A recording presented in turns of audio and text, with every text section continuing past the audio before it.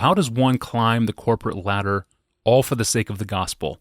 Today's question comes from a podcast listener named Dan with a very good question.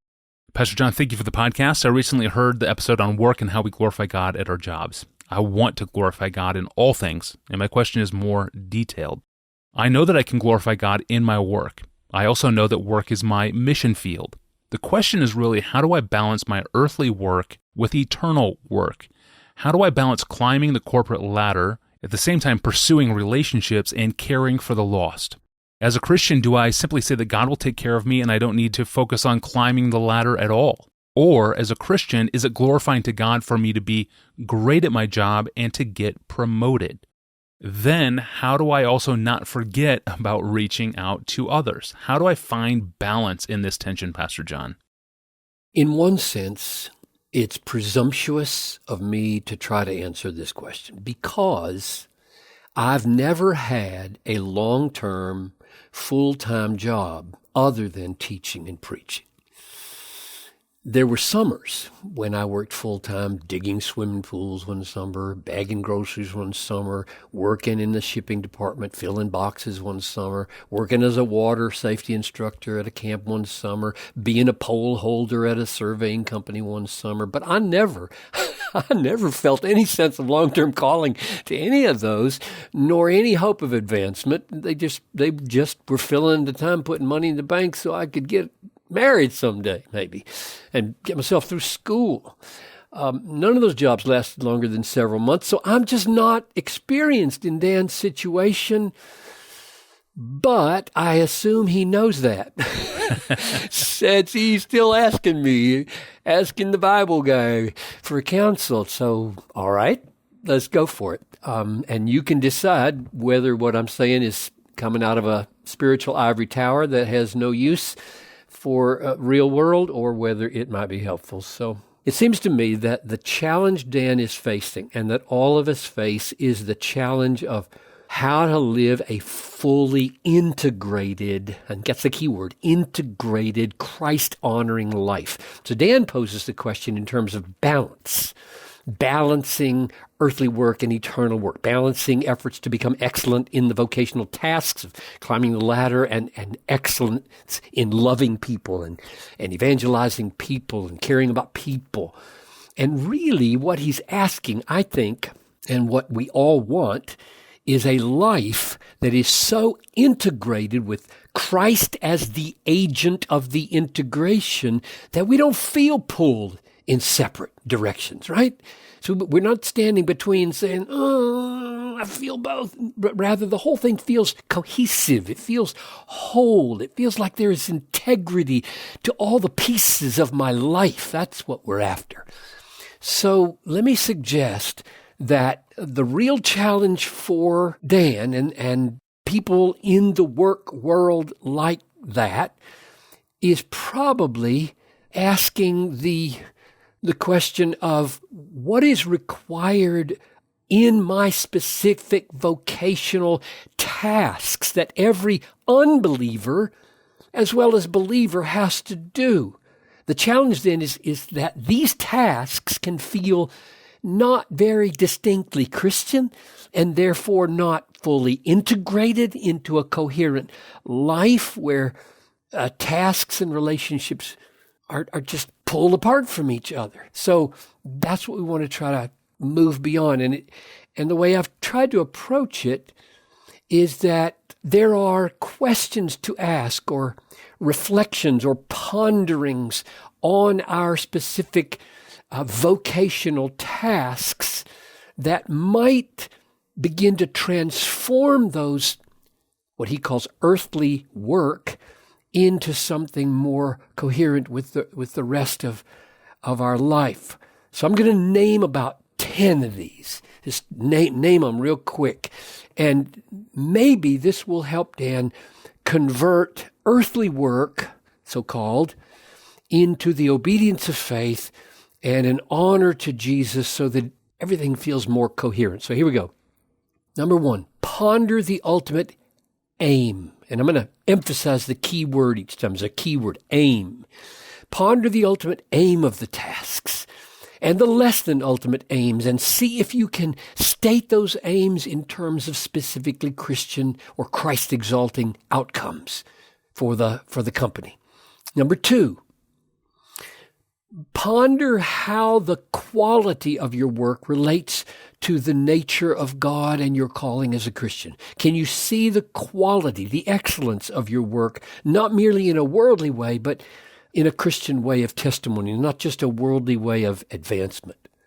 Number 3, ponder your tasks as forms of service. Think them through in the category of how they serve other people, both in their outcomes and in the way you do them. Christians are fundamentally servants of others. We count others more significant than ourselves. That is, we count them worthy of our service. Number 4, ponder your tasks in relationship to the value of honesty or integrity. How will absolute allegiance to the truth shape the way you do what you do, and how's that rooted in allegiance to Jesus? Number 5, ponder the relationship between the task you do and the spirit of thankfulness to God. Simple thankfulness that you can just do the tasks. Linger over this question long enough so that you can feel the specifics of how you're thankful for your thinking, and thankful to God for your feeling, and thankful for your skills, and thankful for your hands, and thankful for your eyes and your ears, and the gift of this job, and a dozen other things. Let a spirit of thankfulness permeate everything about the tasks that you do. Number 6, ponder how humility will mark the way you do your tasks. Think through what humility would look like in your particular role and in the task that you do. Number 7, pray earnestly that the Lord will give you joy in your work, not just alongside your work in other things you like to do, but in your work, in the very tasks, in the relationships involved in those tasks. Ask the Lord that your joy in Him would thoroughly saturate all you do. Number 8, ask the Lord to give you, this is one of the hardest ones, utter freedom from murmuring and complaining in your tasks. In Philippians 2:14 and 15, Paul says that to be free from murmuring makes Christians shine like stars in the night sky of this world. It is so rare. Number 9, ponder how manifestations of patience can permeate all that you do. In other words, let patience be woven through all your responses to the tasks you have to perform and all the people that you're involved with in those tasks.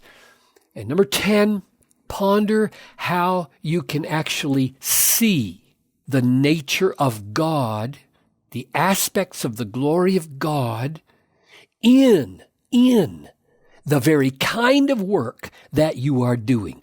God is the maker, the creator of molecules, of everything you handle. He's the creator of math and grammar. He's the creator of all human capacities. Nothing that you deal with is foreign to God, but speaks something of God. There's a language out there to be read, and God is the meaning of the language.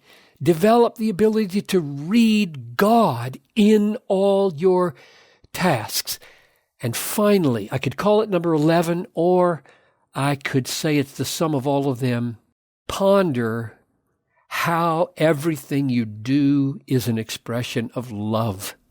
Love to God, love to people. So here they are. Aim, quality, service, honesty, thankfulness, humility, joy, not murmuring, patience, seeing, love.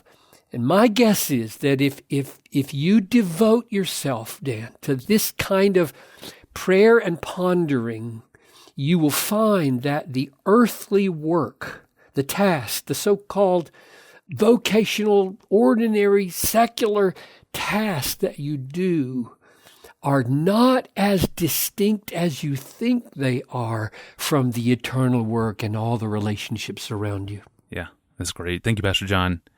Yeah, you really were a poll holder for a survey company? Yeah. I remember summer of 68. I wrote poems about it. Standing on a railroad track looking, and the railroad track happened to be the keys on the piano. And this field of wheat, I think it was, had a river, and the river shaped the field just like a grand piano. And the railroad was the keyboard. And they sent me down this railroad till I was almost out of sight. Go down there and hold that thing. And I was standing there all by myself while they were a mile away shooting this thing. And I thought, this is gorgeous. So, yeah, I did that. Oh, the pole-holding poet. The poetry surprises no one. It's the pole-holding that does. Thank you, Pastor John. And maybe someone listening right now is on a Surveyor's crew. And if so, thank you for listening to the podcast at work and for passing the time with us. Thank you for listening to all of you. Thank you for listening to the Ask Pastor John podcast. You never know what you're going to learn about Pastor John on these things. You can stay current with our episodes through your favorite podcast app, and every episode is now published also on YouTube. You can go to our feed to check it out at youtube.com/desiring God. And you can subscribe there. If you're listening to this through YouTube and you already know how all this works already, just be sure to subscribe to the channel for the latest content from Desiring God. And if you have a question for Pastor John, send it to us through our podcast homepage, desiringgod.org/askpastorjohn. Well, we're going to close out the week talking again about doomsday preparations. It's a follow-up question to ask, isn't preparing for the worst possible catastrophe, like a nuclear apocalypse, isn't that an act of a man's love and service to his wife and his family? There's a twist on the conversation that we had earlier, and I will pose it to you, Pastor John, next time we meet. Until then, I'm your host, Tony Reinke. We'll see you on Friday.